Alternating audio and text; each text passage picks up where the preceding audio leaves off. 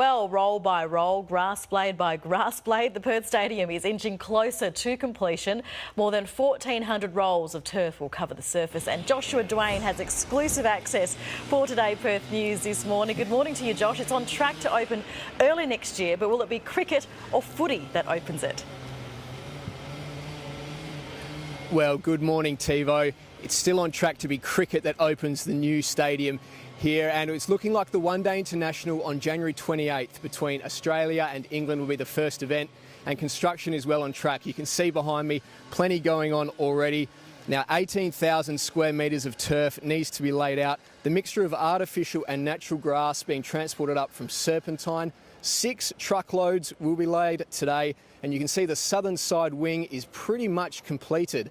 So really tracking well, and in another 3 weeks, management are hoping that the rest of the turf will be covered. So in about 3 weeks' time, the whole stadium will be covered with the turf.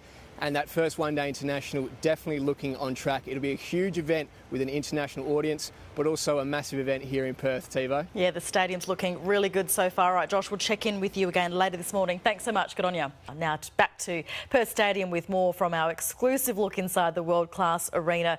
It's 90% complete and won't be long until players from all sports are running onto the field. And Josh9 is there. Josh, you're in a spot that'll get the blood pumping. Tivo, it doesn't look like much now, but I can promise you behind me will look a lot better very shortly. Behind me is the Fremantle Dockers changing rooms, and I'm in the players' race. This is where the players will run out onto Perth Stadium, and I can give you a look at what that will look exactly like for players as they walk up here. This is the view they'll get onto our new stadium. Now, that was the Fremantle Dockers changing rooms. To my right, the corporate hospitality, so you can see what's going on out on the ground and be entertained inside. All along there, you get an eye-level view onto the ground, and at the very end of that hospitality is the West Coast Eagles playing race. So our West Australian teams will actually have separate change rooms and will run onto the ground separately. This entrance is where our cricketers will run onto. So separate changing rooms, keeping it very special for the Eagles and the Dockers, Tivo.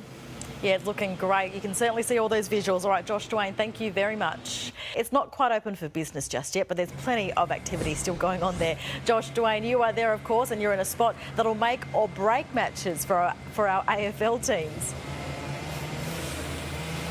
Yeah, that's right, Tivo. I'm where the goalposts will be put in for the new stadium's first AFL game. About 2 metres behind me is where the actual goalposts will be.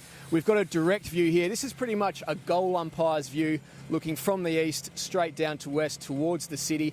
And just above you can see the LED screens in action, replays and live action coming from them. Extremely clear picture.